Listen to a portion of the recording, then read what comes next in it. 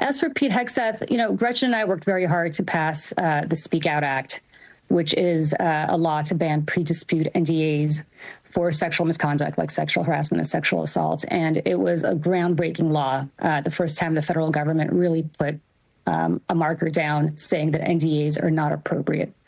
And it's frustrating for us, I think, to see a lot of the very same senators with whom we worked on both sides of the aisle. This passed unanimously in the Senate. It passed overwhelmingly in the House with a lot of Republican support.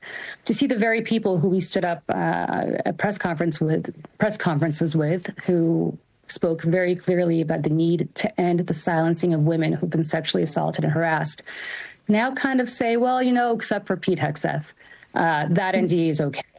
And I was very taken aback by seeing Senator Rick Scott, who, again, was somebody who supported her law, saying that she should be continued to be bound by her NDA. And when asked about why she wasn't able to come forward, he said, well, we haven't heard from her. This is all rumor and innuendo. And a journalist asked him, well, if that's the case, would you support her coming forward? Well, no, she has an NDA.